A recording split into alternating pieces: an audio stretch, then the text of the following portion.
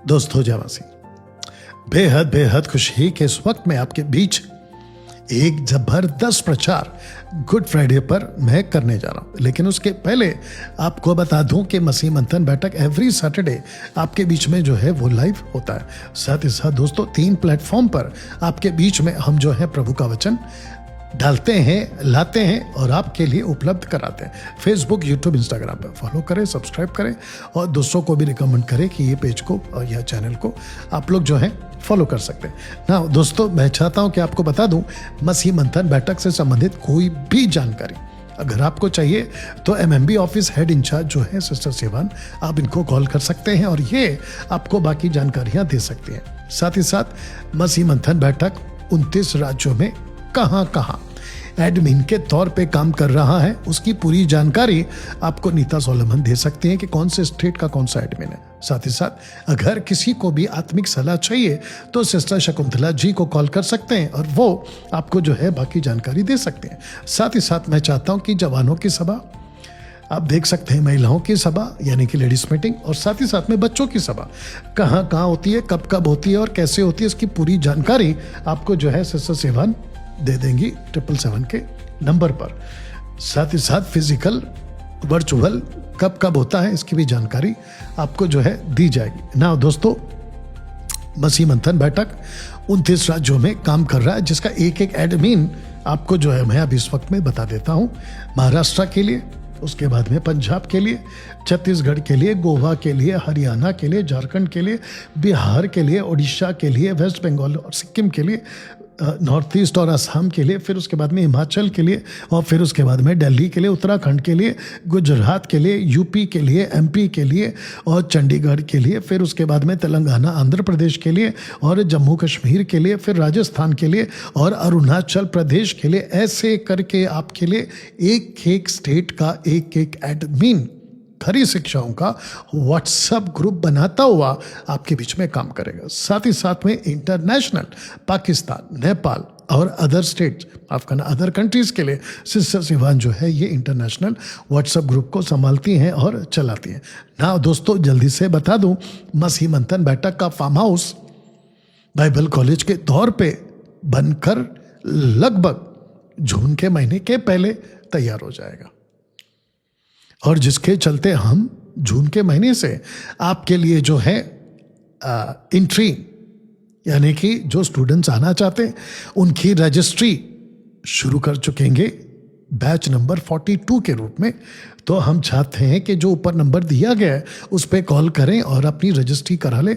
5 दिन का with accommodation Bible college है, 5 दिन का, लेकिन 7 दिन आपका अकोमोडेशन चार्ज 5000 के तौर पे लिया जा रहा है, जिसमें आपका फूड, आपका रहना, सोना, खाना पीना A to Z उसी 5000 में।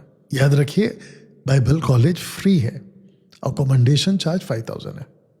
तो आप लोग आगे आ सकते हैं, जिसमें हम ब्रांचेस ऑफ थियोलॉजी ये आपको जो है सिखाएंगे, जिसके चलते दोस्तों आपको बाइबल कॉलेज में अपना रजिस्ट्री करा देना है इस नंबर के ऊपर, ठीक है ना। दोस्तों मसीह मंथन बैठक के जितने सदस्य हैं आपको बताता चलूं कि इस सोमवार आप देख सकते हैं 6 अप्रैल रात 8 बजे जितने लीडर्स हैं, MMB के जितने पास्टर्स हैं और जो चर्च चलाते हैं MMB का, उन सब के साथ में इस सोमवार को आपके साथ मेरी मीटिंग है। आशा करता हूं कि आप बात को समझेंगे और सारे के सारे लीडर्स आप जो है मंडे को मुझे मिलेंगे ना। दोस्तों आते हैं गुड फ्राइडे के संदेश पे। एक जबरदस्त एंगल आज आपके बीच लाने जा रहा हूं और वो ये है कि लूका 23:28 में, लूक चैप्टर 23 वर्स 28 में जीसस ने कहा, प्रभु यीशु ने कहा, मेरे लिए मत रो।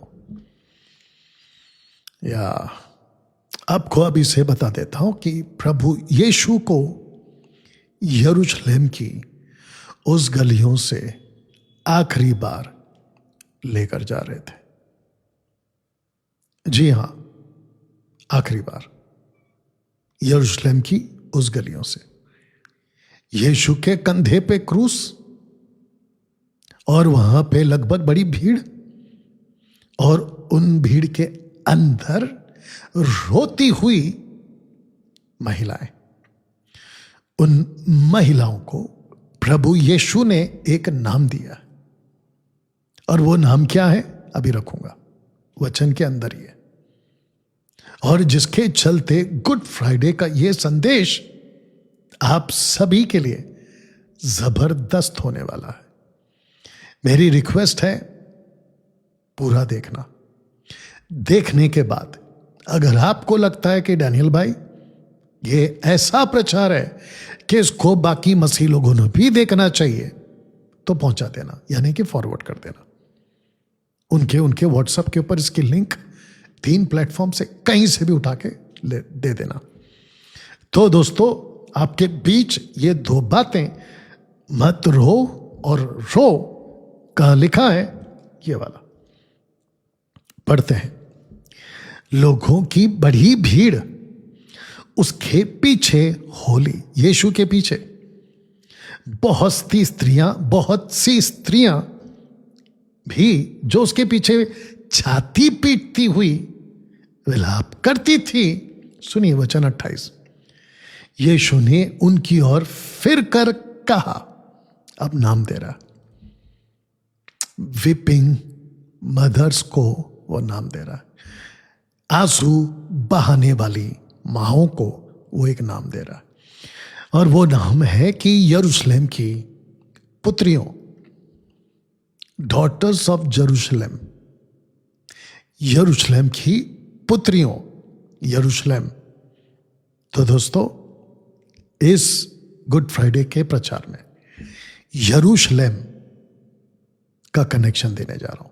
यरूशलेम, यरूशलेम की औरतों को कहा है रो, वीप फॉर योर सिटी और फॉर योर टाउन और फॉर योर टेम्पल, आंसू बहाओ। Wow, you understand? यीशु कहता है विलाप करो, रो। देखिए ना, आगे लिखा है, हे यरूशलेम की पुत्रियों, मेरे लिए मत रो, परंतु अपने, एक दूसरा अपने बालकों के लिए रो। तो 2 बातें हैं, एक है अपने लिए रो और दूसरा है अपने बालकों के लिए रो। किसको कहा? यरूशलेम की औरतों को कहा। दोस्तों,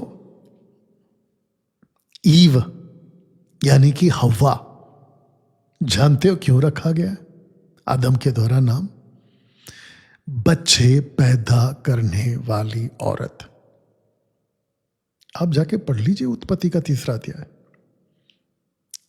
औरत, ईव का मतलब है गायों की मां, आदि माता, बच्चों को जन्म देने वाली औरत।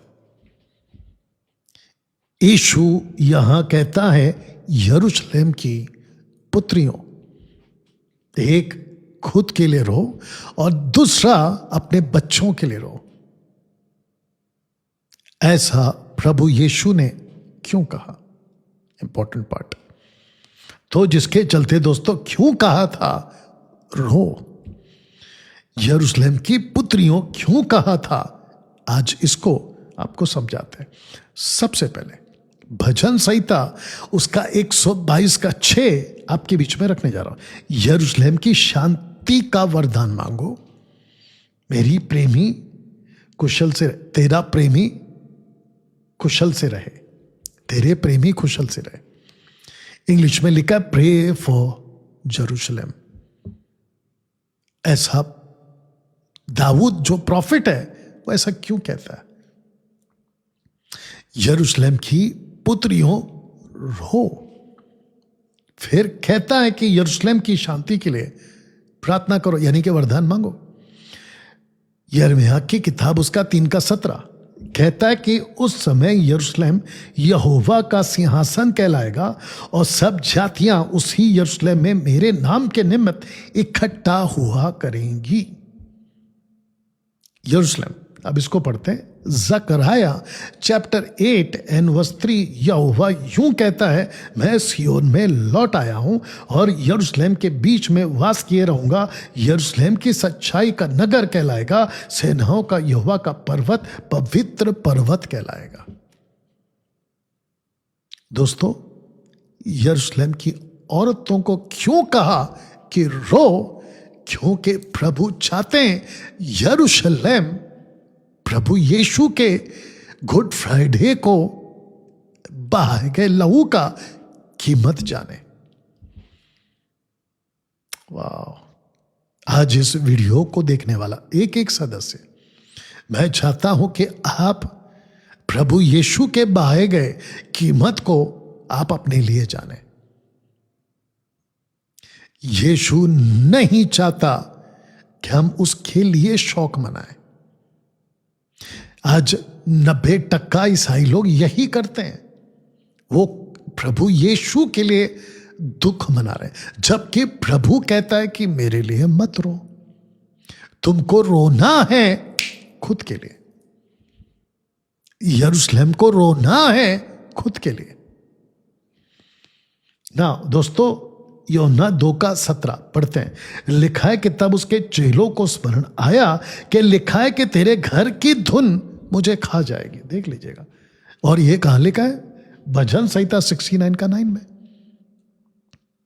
अब आपको पता है कि यहां पे क्या हुआ था। यूहन्ना का 2 अध्याय में यीशु मंदिर जाते हैं और कहते हैं कि ये जो घर है ये मेरे पिता का प्रार्थना का घर है, इसको तुमने डाकुओं का अड्डा क्यों बना दिया? तब चेलों को पता चला कि प्रभु यीशु की जो तड़प है ना, वो नगर और उसके घर के लिए ना। दोस्तों, अगर आपको पता चलेगा कि प्रभु यीशु ने मंदिर को खुद के साथ जोड़ा है, मतलब खुद के बलिदान के साथ जोड़ा है, लिखा है 2:19 में, यीशु ने उनको उत्तर दिया कि इस मंदिर को ढा दो और मैं इसे 3 दिन में खड़ा कर दूंगा। अब आपको पता चल रहा होगा कि यीशु क्यों यरूशलेम को इतना इंपॉर्टेंट दे रहा था। यरूशलेम तो जिसके चलते इसका कनेक्शन आएगा दानियल की प्रोफेसी से। दानियल की पुस्तक उसका 9वां अध्याय वचन 24, 25, 26, 27। अगर आपने कभी नहीं पढ़ा, एक ऐसा स्टेटमेंट है जो यहूदियों ने उस वक्त में प्रचलित कर दिया था कि अगर कोई भी इस आयत को पढ़ता है, कौन सा? दानियल चैप्टर 9, 24, 25, 26, 27, उसको कहते हैं रबैनिक कर्स, यानी कि रबाइयों का श्राप। वो ऐसा श्राप देते थे कि अगर इस किताब को किसी ने पढ़ा, खास करके ये वाला, तो उसके ऊपर श्राप आएगा। एक अंधकार की दुनिया ने इस आयत को यहूदी ना पढ़े ये हरकत की थी, लेकिन इस 9 के 24, 25, 26, 27 में ऐसा कुछ है जो आपको जानना चाहिए, और इसका कनेक्शन यरूशलेम से आएगा। इसको कहते हैं मेटाफोरिकल, यानी कि रूपात्मिक, जिसको कहते हैं कि प्रभु चिन्हों को दिखाकर, सिंबॉलिक लैंग्वेज भी बोल सकते हैं इसको, जो वास्तविकता को दिखाने के लिए या समझाने के लिए कुछ चिन्हों का इस्तेमाल करता है, उसको कहते हैं मेटाफोरिकल, यानी कि रूपात्मिक एंगल। अब वो क्या है? इस चित्र को अगर आप ठीक से देखोगे तो आपको पता चलेगा कि जो सर है नबूकदनेस्सर का, वो गोल्ड है, उसकी जो छाती है वो सिल्वर है, और उसका जो थाई है, यानी कि ये कमर जो है, माफ करना, वो पीतल है, लेकिन उसके जो पैर हैं वो लोहे हैं, और लेकिन जो नीचे की उंगलियां हैं 10, वो 2 चीज से बना है, लोहा और मिट्टी, यानी कि कीचड़। इसलिए मेटाफोरिकल लैंग्वेज, यानी कि चिन्ह के तौर पे। अब ये क्या है आपके बीच में रख रहा हूं। इसको कहते हैं कि दानियल के 70 सप्ताह। जिसको हम सिखाते हैं बाइबल कॉलेज में बारीकी से। तो दोस्तों, अगर आप ठीक से देख पाओगे तो पहला है 49 ईयर्स, उसके बाद में 434 ईयर्स, और टोटल मिला के आखिरी का हफ्ता को जोड़ोगे 7, तो बन जाएगा 490 ईयर्स। अब इसको 3 पार्ट में बांटना है आपको, 7, 62, 1, तब जाकर बनेगा 70। ठीक है ना?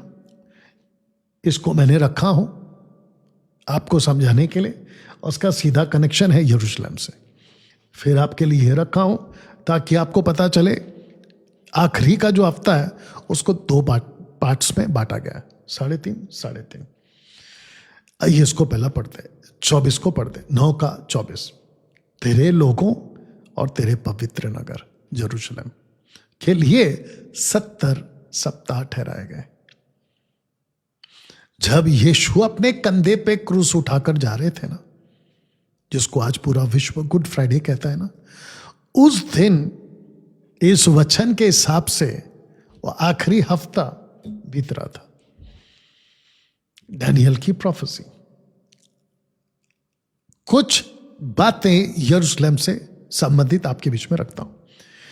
आइजाया कहता है 7 का 14 में, इस कारण प्रभु आप ही तुमको एक चिन्ह देगा, तुमको यानी कि इजराइल को, जूश को। सुनो, एक कुंवारी गर्भवती होगी, पुत्र जनेगी, उसका नाम इमैनुअल रखना। इसका मतलब, इमैनुअल का मतलब है कि परमेश्वर इजराइलियों के साथ। अब आपको याद होगा, इमैनुअल का मतलब आइजाया को मरियम के पेट में आने से पहले प्रभु यीशु ये शब्द बोला है। इसका कनेक्शन कहां बैठेगा? परमेश्वर अपने टबरनैकल में ड्वेल करेगा, यानी कि वास करेगा।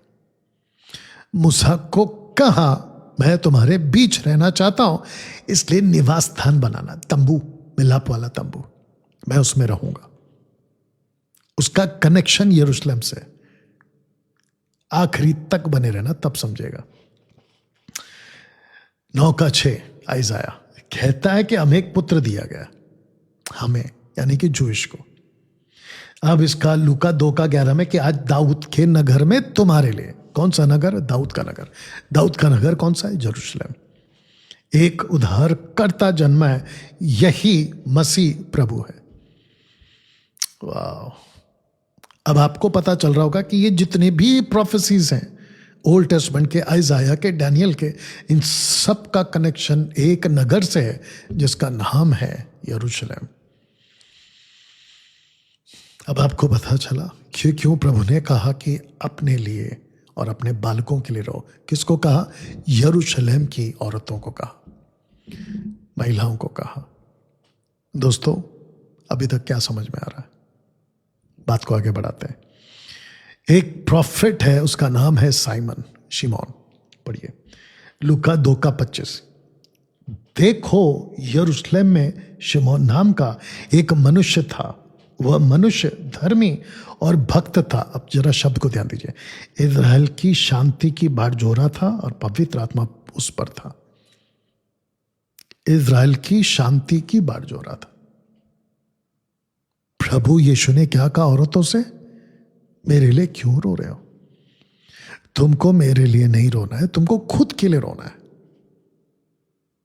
जितने भी ईसाई समाज के लोग हैं जो खुद को क्रिश्चियंस कहते हैं, प्रभु यीशु के दिन को, प्रभु यीशु के लिए दुख मनाते हुए मत मनाइए। प्रभु यीशु के त्याग को खुद के लिए है, यह बलिदान मेरे लिए है, ऐसा खुद के लिए आंसू बहाए और पश्चाताप करिए। यह मैसेज है आज का गुड फ्राइडे का। अभी तो मैंने शुरू किया है, आखिर तक बने रहिए। लगभग 1 घंटे के ऊपर का वीडियो होगा ये, ठीक है ना दोस्तों, देखते हैं कि जैसे शिमोन ने देखा प्रभु यीशु को मरियम की गोद में, आइए देखते हैं उसने क्या कहा। क्योंकि मेरी आंखों ने तेरे उद्धार को देख लिया है।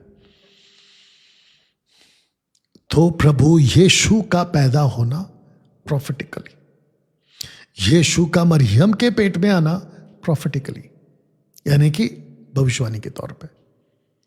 आइजाया, डैनियल और ये अभी शिमोन, साइमन, इन सब ने एक ही बात की है, एक नगर के लिए एक लड़का पैदा होगा, एक नगर को बचाने के लिए एक मसीहा बलिदान होगा। लेकिन औरतें क्या कर रही हैं? प्रभु यीशु के लिए रो रही हैं। एक गलत मैसेज सदियों से जा रहा है, यीशु मरा, यीशु मरा, आओ दुख मनाए, यीशु के लिए दुख मनाए। आपको यीशु के लिए दुख नहीं मनाना है, बिल्कुल साफ लिखा, मेरे लिए मत रो। रोना है तुमको तुम्हारे लिए, पश्चाताप करना है खुद के लिए। दोस्तों देखिए, नगर के कुशल की बातें प्रभु यीशु ने क्या कहा, आइए सुनते। जब वह निकट आया तो नगर को देखकर उस पे रोया। किसको देखकर रोया? नगर को देखकर रोया। क्यों? सुनिए। कहा, क्या ही भला होता कि तू ही इसी दिन में कुशल की बातें जानता, परंतु अब वे तेरी आंखों से छिप गई। आपने कभी सोचा कि प्रभु यीशु इस नगर के लिए क्यों रो रहा है? क्योंकि जो कुछ गुड फ्राइडे का सैक्रिफाइस है, आज के हिसाब से जो भी बलिदान प्रभु यीशु ने दिया, वो एक पर्टिकुलर नगर के लिए दिया, और वो नगर का नाम है यरूशलेम। यरूशलेम, ठीक है ना? 43 पढ़ते हैं। क्योंकि वे दिन तुझ पर आएंगे कि तेरे बैरी मोर्चा बांधकर तुझे घेर लेंगे, चारों ओर से तुझे दबाएंगे। ये हो चुका 70 AD में, यीशु के बलिदान के 40 साल बाद। 44, तुझे और तेरे बालकों को जो तुझ में है मिट्टी में मिलाएंगे, और तुझे पत्थर पर पत्थर भी ना छोड़ेंगे, क्योंकि तूने वह अवसर, कौन सा अवसर? जब मैं क्रूस को लेकर जा रहा हूं यरूशलेम की गलियों से, तो तुम खुद के लिए ना रोते हुए, तुम खुद के लिए पश्चाताप ना करते हुए, तो आंसू बहा रहे हो मेरे लिए, यानी कि प्रभु यीशु के लिए। तो कहता है, अवसर को जब तुझ पर कृपा दृष्टि हुई ना पहचाना। जानते पौलुस ने क्या कहा? जिसे इस संसार के हाकिमों में से किसी ने नहीं जाना, क्योंकि यदि जानते तो तेजोमय प्रभु को क्रूस पे ना चढ़ाते। नहीं जाना। दोस्तों, सारी दुनिया एक तरफ, ये नगर एक तरफ। आज की तारीख में आप देख लो पूरी दुनिया में क्या हो रहा है। इज़राइल, जहां पे ये नगर है, जिसका नाम है यरूशलेम, इंग्लिश में जेरूशलेम, ठीक है ना? इसकी विशेषता इतनी है कि 2 शमूएल 7वां अध्याय जाके पढ़ लेना, 1 से लेके 13 तक भी पढ़ोगे तो चलेगा। एक ऐसा शख्स जिसका नाम है राजा दाऊद, उसको कहता है कि मैं तेरे घर को बनाऊंगा, मैं तेरे शहर को बनाऊंगा, मैं तुझे ब्लेस करूंगा, तेरे बेटे के द्वारा मैं एक नगर को खड़ा करूंगा, और वो है यरूशलेम।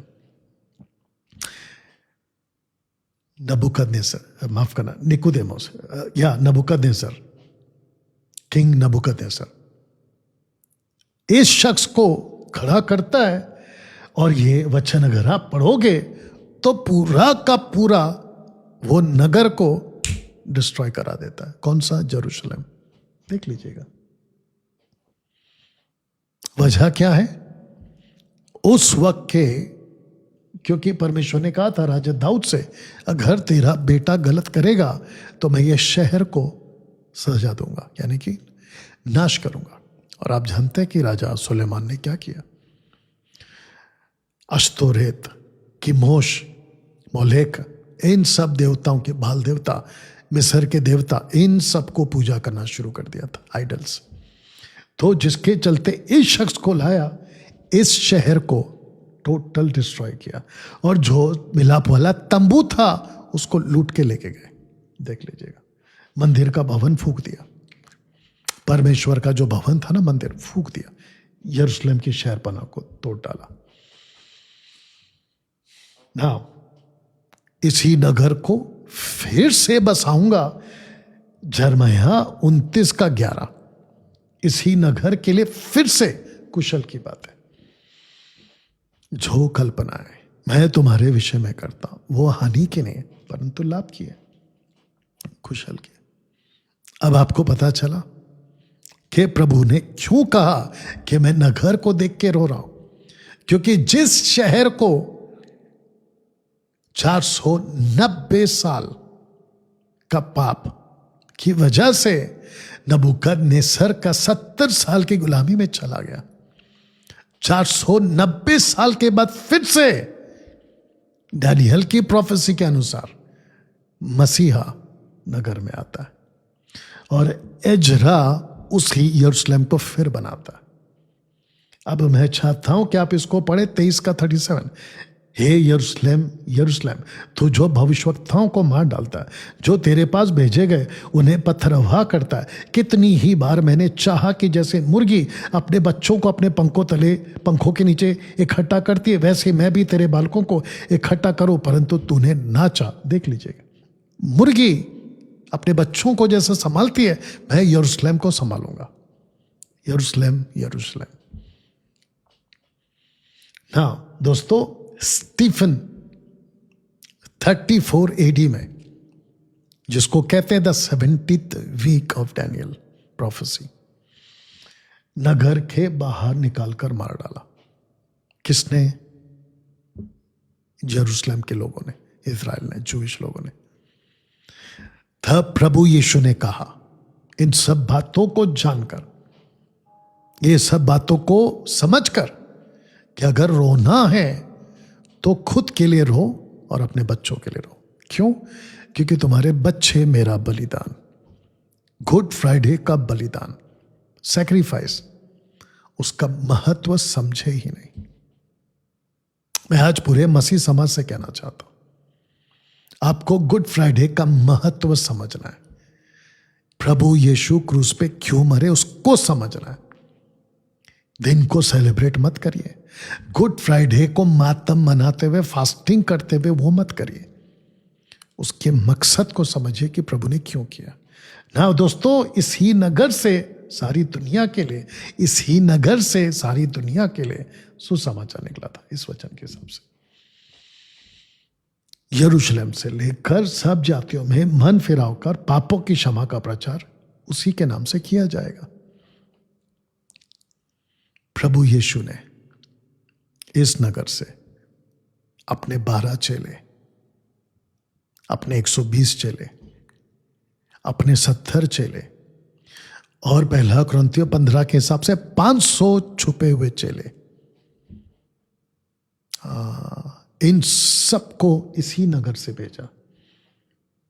ना अपने और अपने बालकों के लिए रो 70 AD में एक बार हुआ, और अब जो बालकों के लिए, मतलब अपने लिए और बालकों के लिए 2 पार्ट्स में, तो 70 AD में अपने लिए, बालकों के लिए लास्ट वीक में मातम मनाया जाएगा। ये लास्ट वीक किसका है? डैनियल के 70 सप्ताह का आखिरी हफ्ता। आज दुनिया में जो कुछ हो रहा है वजह लास्ट वीक है। अब आप बोलोगे डैनियल भाई ये क्या है? तो आपको मैं समझा देता हूं इस पोस्टर के हिसाब से कि Daniel's 70th week, the last 7 years।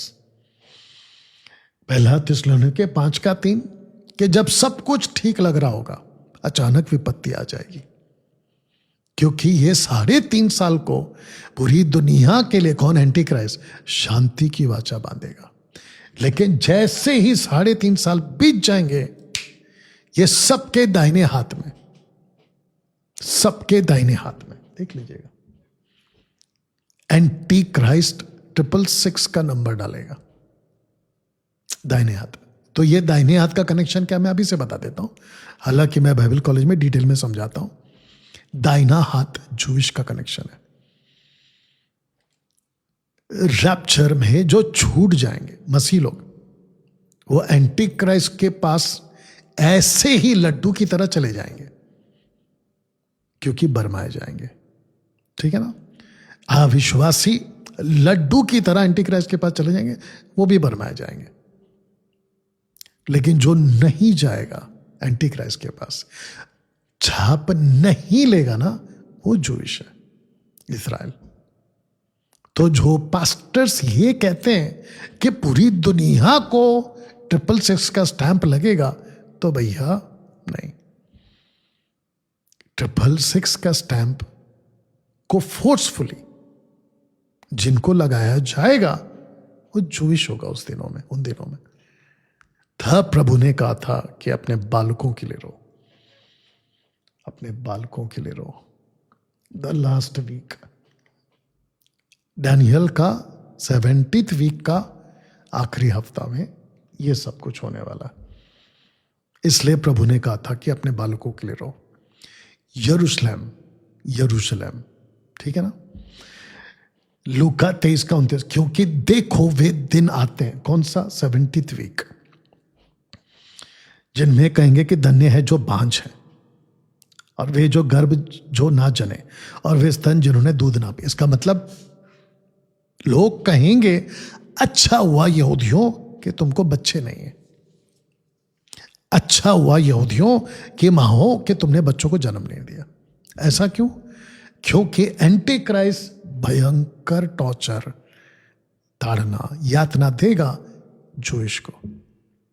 क्योंकि जूइश इजरायली आज एजुकेट हो रहे हैं, मैसियानिक रब्बीस जो हैं उनको एजुकेट कर रहे हैं, और वो बखूबी जानते हैं कि एंटी क्राइस्ट का स्टैंप हमको नहीं लेना है।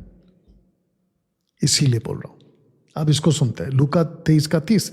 उस समय वे पहाड़ों से कहने लगेंगे कि हम पर गिरो, और एग्जैक्टली प्रकाशित वाक्य 6 का 16 में प्रभु यीशु ने यूहन्ना को कहा यह घटित होगा, हम पर गिरो, टीलों से कहेंगे कि हमें ढांप लो। देख लीजिए, हमें उसके मुंह से जो सिंहासन पर बैठा है, मेमने के प्रकोप से छिपा लो, क्योंकि उनके प्रकोप का भयानक दिन आ पहुंचा। अब कौन ठहर सकता है? पूरी दुनिया के लिए। अब ये मेमना, ये लैंग्वेज किसकी है? इजरायलियों के लिए। जॉन ने क्या कहा यूहन्ना 1 का 25 में, ये जो आ रहा है ना, ये जगत का मेमना है। बोला कि नहीं बोला? और उस वक्त जिसने भी एंटी क्राइस्ट के दबाव में आके, जूइश की बात कर रहा हूं, माथे पे और दाहिने हाथ पे अगर स्टैंप ले लिया, तो वो मेमने के और जो सिंहासन पर बैठे उसके प्रकोप का सामना करेंगे। तब जाकर आखिरी सप्ताह का खेल है। अब आप सोचिए कि प्रभु यीशु ने कंधे पे क्रूस उठाते हुए वो आखिरी जर्नी, यरूशलेम का रास्ता जाते हुए, ऐसा क्यों कहा कि मेरे लिए मत रो, बालकों के लिए रो, खुद के लिए रो? 70 AD में रोम की सरकार ने यरूशलेम के लोगों के शहर को तबाह किया, तो वो उनके लिए, बच्चों के लिए रो एंटी क्राइस्ट के टाइम पे। लेकिन बीच में नगर का कनेक्शन बरकरार चल रहा है, यरूशलेम, यरूशलेम, यरूशलेम। अब आपको बताते हैं कि यहां खत्म होगा डैनियल का आखिरी सप्ताह, जिसको कहते द लास्ट वीक। कैसे खत्म होगा देखिए, दानियल 7 का 13, मत्ती 24 का 30। एक ही बात लिखा है, जिसको प्रकाशित वाक्य 1:7 में मैं आपको दे रहा हूं। देखो वह, यानी कि यीशु, बादलों के साथ आने वाला है। इसी बात को डैनियल कहता है, इसी बात को खुद यीशु कहता है क्रूस पे मरने से पहले। अब यूहन्ना को दिखाई दे रहा, तो यह बात कह रहा है कि हर एक आंख उसे देखेगी, वरना जिन्होंने उसे बेधा था वे भी उसे देखेंगे। पृथ्वी के सारे कुल उसके कारण छाती पीटेंगे। यहां पे जिसने बेधा था वो कौन है? Jewish connection. You understand? फिलिपियो 7 का 10, क्योंकि परमेश्वर भक्ति का शोक ऐसा पश्चाताप उत्पन्न करता है जिसका परिणाम उद्धार है। उस भयानक दिन के आने से पहले एंटी क्राइस्ट का छाप माथे पे और हाथ में लेने से पहले पश्चाताप करो, अपने बच्चों के लिए रो, अपने बालकों के लिए रो, खुद के लिए रो। ऐसा कहने वाला प्रभु यीशु यरूशलेम के नगर को कहते हुए जब कह रहा था तो उसका मतलब था कि तुम उद्धार पाओ। गुड फ्राइडे प्रभु यीशु के लिए मातम मनाने का दिन नहीं है। गुड फ्राइडे खुद के उद्धार के लिए पश्चाताप करने का दिन है। वाह, कैसा लग रहा है। जितने वर्शिपर जो गाना बनाते हैं ना, लहू के ऊपर, क्रूस के ऊपर, बलिदान के ऊपर, और यीशु को डेडिकेट करते हैं, क्या हमें एहसास है कि आप इतना दुख उठाए? हम आपको बताना चाहते हैं कि आप सूली पे कैसे मरे। और कितने ही पास्टर्स, प्रीचर्स तो यह बताते कि खील कितना लंबा था, यीशु के घाव कितने दर्द वाले थे, पीठ पे कोड़े मारे वो कितने भयानक थे। और यीशु क्या कह रहा है? मेरे लिए मत करो, मेरे लिए मत करो। मैं पूरे मसीह समाज को आज ये मैसेज देना चाहता हूं, प्रभु यीशु ने जो बलिदान दिया, उसके बलिदान पे गीत गाने से बेहतर, उसके बारे में बातें करने से बेहतर, उसने क्यों किया उसको समझोगे ना, तो प्रभु यीशु का गुड फ्राइडे को दिया हुआ बलिदान का वैल्यू, कीमत पूरा होगा। पवित्र आत्मा आपकी सहायता करे समझने में। योएल की पुस्तक उसका 2:12 में यही लिखा है, रोते पीटते खुद को, कपड़ों को नहीं मन को फाड़ो। देखो, रिपेंट रिपेंट रिपेंट। प्रकाशित वाक्य 21 का 1, प्रकाशित वाक्य 21 का 2, प्रकाशित वाक्य 21 का 3, 4, 5। जानते हो क्या लिखा है? मत्ती की किताब में, synoptic gospel, Matthew, Mark, Luke, John, जिस मंदिर का जिक्र किया था, प्रकाशित वाक्य जो 5वीं किताब है प्रभु यीशु की, जिनको प्रभु यीशु ने खुद बोला है और यूहन्ना को कहा लिख, वो कहते हैं कि मैं नया आकाश और नई पृथ्वी फिर से बनाऊंगा। पुराना आकाश और पुरानी पृथ्वी और समंदर भी नहीं रहेगा। वचन 2 कहता है कि पवित्र नगर यरूशलेम को स्वर्ग पर से परमेश्वर के पास से उतरते देखा, वह उस दुल्हन के समान थी जो अपने पति के लिए श्रृंगार किए। यरूशलेम। वचन 3, फिर मैंने सिंहासन में से किसी को ऊंचे शब्द से कहते सुना कि देख परमेश्वर का डेरा।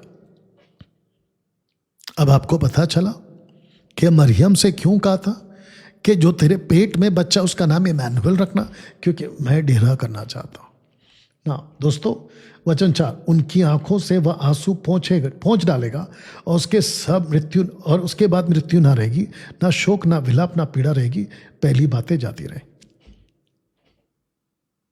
यही वजह थी आपका आज मन फिराना गुड फ्राइडे के अवसर पे खुद के लिए। उस दिन आपको वो नया यरूशलेम में एंट्री कराएगा। वहां आंसू नहीं होगा, शोक नहीं होगा। वचन 5 पढ़ते हैं, जो सिंहासन पर बैठा था उसने कहा कि देख मैं सब कुछ नया कर देता हूं। फिर उसने कहा कि लिख ले, क्योंकि यह वचन विश्वास योग्य और सत्य है। अभी मुझे नहीं पता कि कौन मेरा हिंदू भाई, मुस्लिम भाई, बौद्धिस्ट, मुझे नहीं मालूम कौन कौन देख रहा है, लेकिन मैं आप सबको बता दूं कि सारी दुनिया एक तरफ और यरूशलेम एक तरफ। इसी पृथ्वी पे आपका कश्मीर और आपका अमेरिका और आपके दुनिया भर के जितने भी खूबसूरत आइलैंड्स है ना, जिसको कहते हैं द्वीप आइलैंड्स, ये नहीं रहेगा, सब खत्म हो जाए, ऊपर पढ़ लो। लेकिन जो रहेगा वो नगर, जिस नगर से यीशु क्रूस उठाते हुए जब जा रहे थे तो उसने कहा यरूशलेम की औरतों खुद के लिए रो, क्योंकि तुम्हारा रोना तुम्हारा उद्धार कराएगा। देख लीजिए। वाह। ना दोस्तों, पवित्र नगर ने ये यरूशलेम को स्वर्ग पर से परमेश्वर के पास से उतरते देखा, इसी प्लैनेट पर, इसी प्लैनेट पर। तो इसका मतलब यह हुआ कि यरूशलेम इस पृथ्वी पर फिर से ऊपर से नया आकाश नई पृथ्वी में अनंत काल के लिए नीचे रहेगा। इजराइल का बाकी कोई क्षेत्र नहीं रहेगा, अरब कंट्री का कोई क्षेत्र नहीं रहेगा, यूरोप का, अफ्रीका का, एशिया का कोई कोना नहीं रहेगा।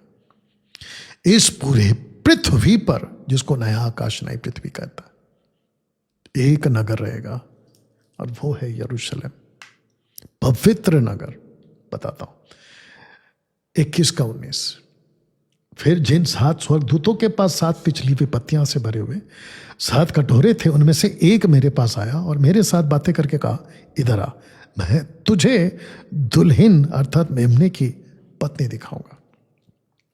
वह मुझे आत्मा में एक बड़े ऊंचे पहाड़ पर ले गया और पवित्र नगर यरूशलेम को स्वर्ग पर से परमेश्वर के पास से उतरते दिखा। यरूशलेम, और यरूशलेम कैसी है? सजी हुई। यरूशलेम कैसी है? दुल्हन की तरह तैयार की हुई। इसके नागरिक कौन है? 2 ग्रुप के लोग, एक है जूइश जिनका रूप परिवर्तन हुआ, और दूसरे आप और हम अन्य जाति जिन्होंने प्रभु यीशु के सुसमाचार को स्वीकार किया। ठीक है ना? तैयार किया। परमेश्वर की महिमा उसमें थी, उसकी ज्योति बहुत ही बहुमूल्य पत्थर अर्थात बिल्हौर के समान यश्व की नाई स्वच्छ थी, डायमंड्स की तरह चमकदार। ठीक है ना? और मैंने उसमें कोई मंदिर ना देखा। वाह! अब सुनो, मैंने उसमें कोई मंदिर ना देखा, क्योंकि सर्वशक्तिमान प्रभु परमेश्वर और मेमना उसका मंदिर है। अच्छा, इसलिए प्रभु यीशु ने अपने आप को यही कहा था कि मंदिर को गिरा दो, मैं 3 दिन में खड़ा करूंगा। ये देखो ना दोस्तों, 27 पढ़ते, उसमें कोई अपवित्र वस्तु या घृणित काम करने वाला या झूठ का करने वाला किसी रीति से प्रवेश ना करेगा, पर केवल वे लोग जिनके नाम मेमने के जीवन की पुस्तक में लिखे हुए। तो इसका मतलब यह हुआ कि इस मंदिर में जो ऊपर से नीचे आएगा, उस मंदिर में एंट्री करने वाला वही होगा जिसका नाम अभी जीते जी जो लिखवा लेगा इस पुस्तक में, वही जा पाएगा। मेमने की पुस्तक। सुनिए मत्ती 16 का 26, यदि मनुष्य सारे जगत को प्राप्त करे, अपने प्राण की हानि उठाए, तो उसे क्या लाभ होगा? या मनुष्य उसके बदले में क्या देगा? अब आप बताइए, अगर आपका नाम जीवन की पुस्तक में नहीं मिला और उस दिन इस वचन के हिसाब से आपने दुनिया भर की हर चीज कमाई, रखूं क्या क्या कमाई, आपने खूब पैसे कमाए, आपके पास में खूब गोल्ड है, आपके पास में बिटकॉइंस भरे तादाद में बहुत है, आपके पास में बंगला है, गाड़ी है, आपके पास में नेम एंड फेम, ऑस्कर की ट्रॉफी को रखा हूं, मतलब हाँ आप बहुत फेमस हो गए, आपका नाम बड़ा, बिलियंस में लोग आपको जानते हैं, लेकिन इनमें से कोई भी लाभ नहीं दिलाएगी। इसलिए प्रभु यीशु ने कहा मनुष्य सारे जगत को प्राप्त करे, ये सब प्राप्त कर लिया, लेकिन यह आपका लाभ नहीं देगा। उस दिन जीवन की पुस्तक में आपका नाम होना चाहिए, मेमने की पुस्तक में। दशमांश देने वाले लेने वालों का नाम इस पुस्तक में नहीं मिलेगा, अन्य भाषा बोलने वालों का नाम इस पुस्तक में नहीं मिलेगा। मेमने की पुस्तक में एक नाम का बपतिस्मा देने वाले का नाम या लेने वाले का नाम आपको नहीं मिलेगा। तो दोस्तों, मैं उस स्लाइड पे वापस आता हूं, ये वाला। आज इस वीडियो को देखते देखते मसीह मंथन बैठक से बात कर रहा हूँ, खरी शिक्षा वालों से बात कर रहा हूँ, मसीह समाज से बात कर रहा हूँ, और साथ ही साथ में मेरा हिंदू, मुस्लिम, सिख, ईसाई, बौद्धिस्ट, पारसी, जो भी दुनिया में, उन सब से बात कर रहा हूँ। क्या आपने इस गुड फ्राइडे का महत्व समझा कि प्रभु यीशु कहता है मेरे लिए मत रो, खुद के लिए रो। किसको कहा? यरूशलेम के लोगों से कहा, यरूशलेम के लोगों से। अब दोस्तों, अब आपको पता चला जो मैंने शुरू में कहा था कि बहुत डिफरेंट एंगल आपके लिए मैंने लाया। ये वीडियो आपका उद्धार कराए, ये वीडियो आपकी आत्मिक आंखें खोले, और ये वीडियो आपका नाम जीवन की पुस्तक में दर्ज कराए। अगर आपको ठीक लगा कि डैनियल भाई, यस, ये वीडियो मसीह समाज का एक एक व्यक्ति तक पहुंचना चाहिए, तो खूब शेयर करिए, पहुंचाइए उन तक। चलिए दोस्तों, इसी प्रचार को मैं अपने चर्च के हॉल से भी करूंगा, और वहां से भी आप लोग इसको अलग एंगल से भी सीख पाओगे। मिलते हैं अगले वीडियो के साथ।